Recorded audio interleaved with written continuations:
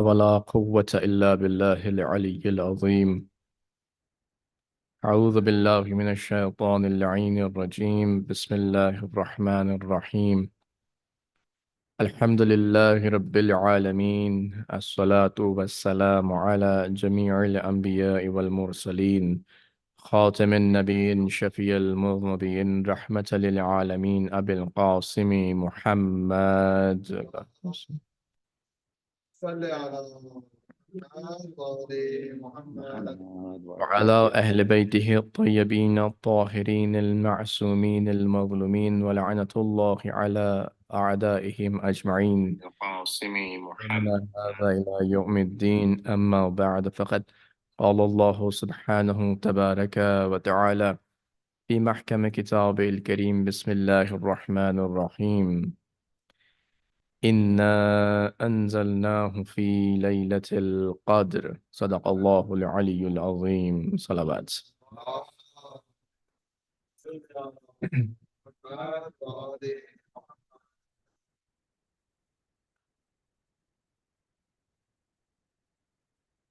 Dear brothers and sisters, Assalamu alaikum wa rahmatullahi wa barakatuh. We had a series of lectures going on, and we chose Prophet Adam alayhi salam. We reached a stage in the last lecture before the Majlis where we mentioned what caused Shaitan to rebel against Allah and what caused him to be casted out of the skies or the heaven. And it was nothing but arrogance.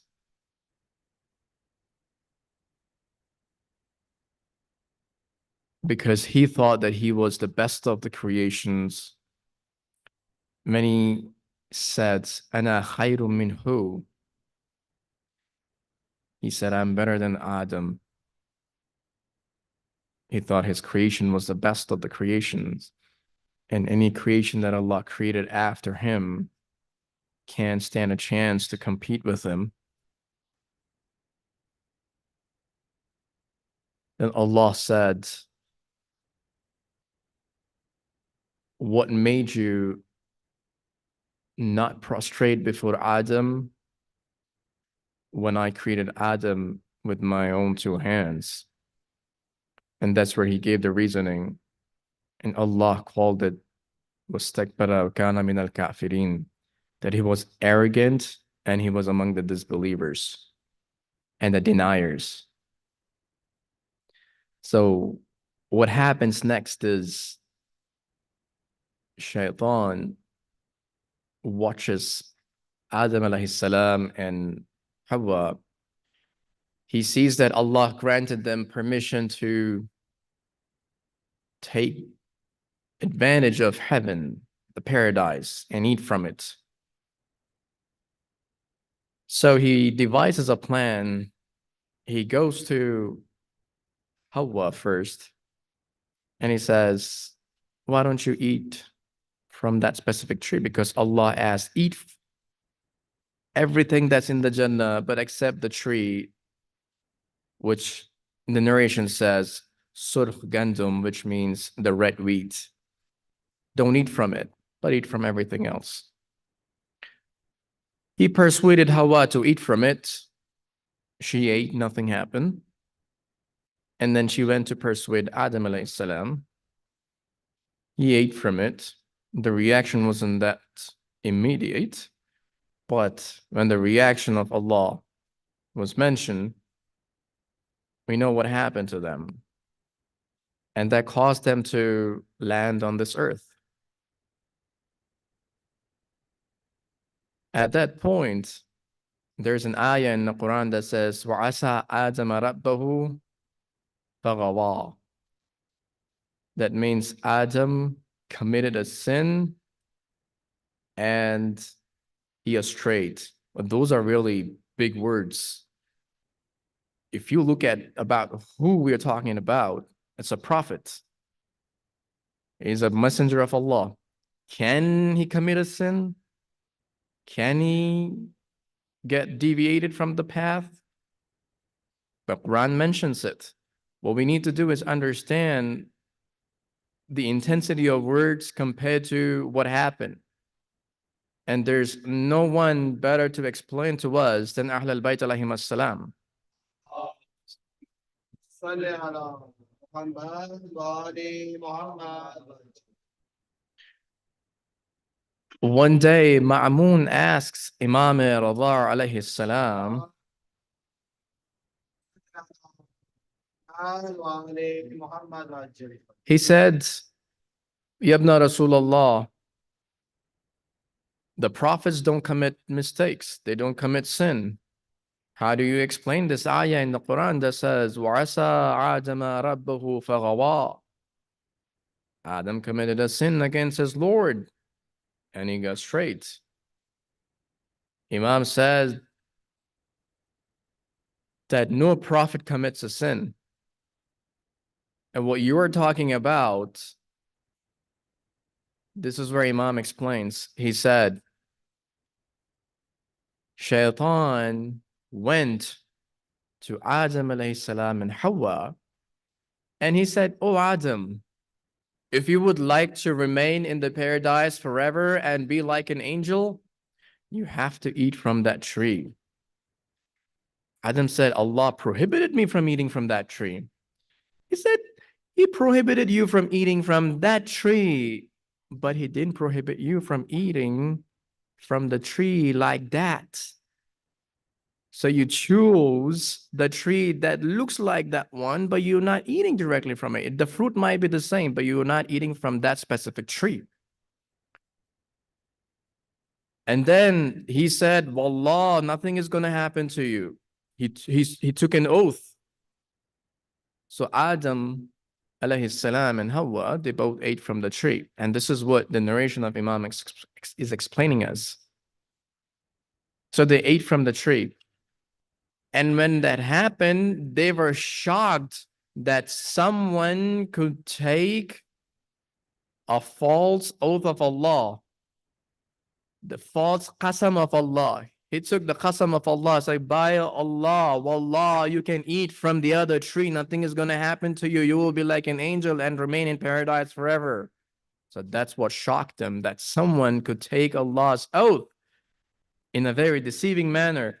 And unfortunately, we do see around us that a lot of people swear by Allah, Allah, and what they do, they deceive people, they speak false, they cheat, they deceive everything that you see in the name of Allah. And then when you see, Wallah, Wallahi, I swear by Allah. And that's exactly what Shaitan did. He swayed and he swayed Adam away from Jannah. So Imam said that what happened was not a sin. It wasn't guna. It was a tarki awla. Now, what is tarki awla in terms of the messengers or the prophets? Our scholars try to explain this, and I'll try to simplify to you.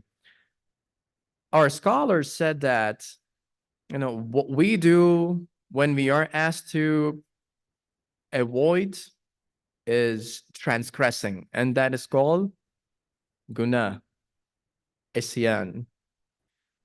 And for us, if we miss a mustahab, it's not a sin for us. It's not going to be counted as sin. If we don't pray, for instance, the mustahab salat in a daily prayer, it's not going to be held against us as a guna or a sin. But they said there are certain things about the prophets. They missing the mustahab is a big deal. So what Adam was asked to do was a mustahab thing, that don't eat from the tree. Allah didn't say, "Oh, you will commit a sin." It said, "Don't eat from this tree." So he had to avoid it, something that he was supposed to avoid, but he ate from the like of that tree, not directly from the tree. but the one that looked like that, or resemble like similar tree. So that was counted as tarki awla. You missed the superior thing that you were supposed to avoid. The Imam says, and that tarki awla did not happen when Adam was a prophet. Adam wasn't given the prophethood right away.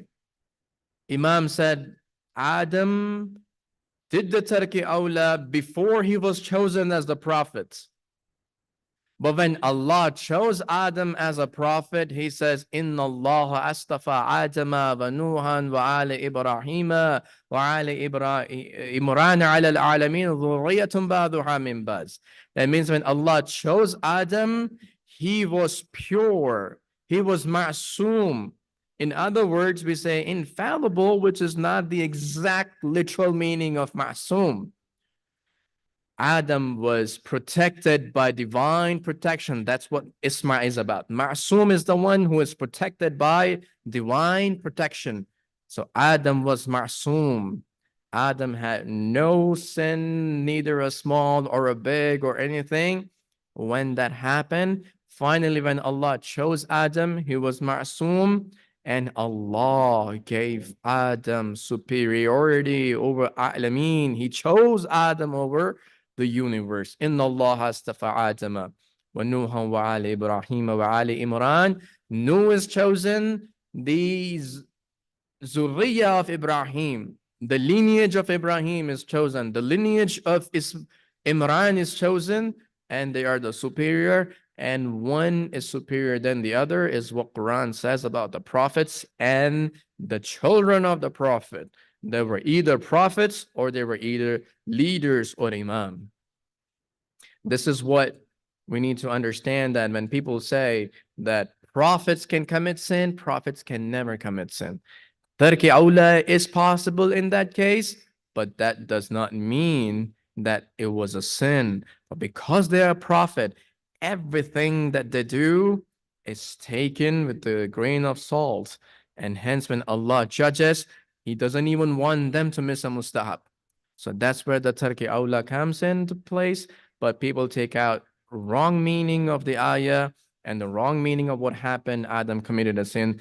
And na'udzu billah, Adam did not commit a sin, and it was a tarki awla. And Allah forgave him. Imagine it was just a tarki awla.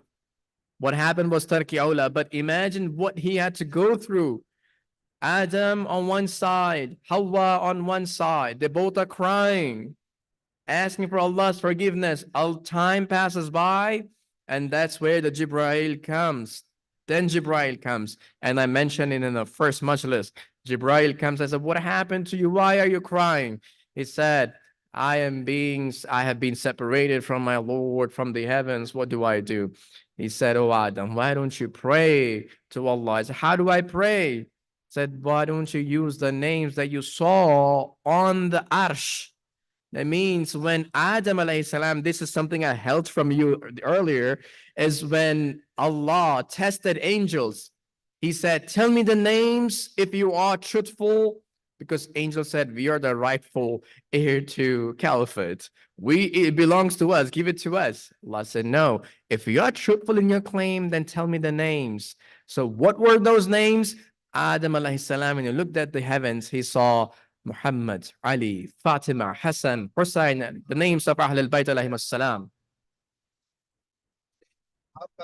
So Jibreel reminded him, use those names and pray to Allah that He forgive you. And that's where Adam alayhi salam and Hawa alayhi salam, they both prayed to Allah with those names, and Allah forgave them. And inshallah that I also hope that yesterday we all did Amal, and the biggest night, the night of Qadr, the night of power.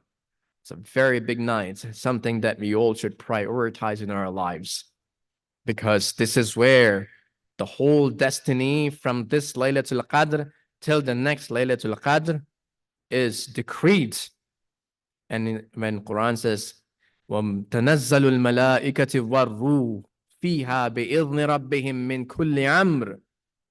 When angels descend from the sky with ruh. What is this ruh? The ruh is superior than angels. They come with the decree of every individual, how much life the person will get, whether this person is going to live a healthy life or this person is going to go through trials and tribulations with regards to health, how much money he's going to make, and what events are going to take place with him in this 1 year until the next Laylatul Qadr. Everything related to our life is decreed upon this night. And imagine when Allah decrees something, it's his final word. But Allah also gave us the chance to ask for forgiveness, to change that events in our life by asking forgiveness, by praying constantly. And this is really amazing. I did not get a chance to talk to you about Laylatul Qadr before. Otherwise, I could have told you. If you read the du'as last night, Du'a Tawbah, Du'a Makarim al-Akhlaq, you won't believe the way the du'as are purifying you while you are sitting there in that night, and it's preparing you to receive the bounties of Allah.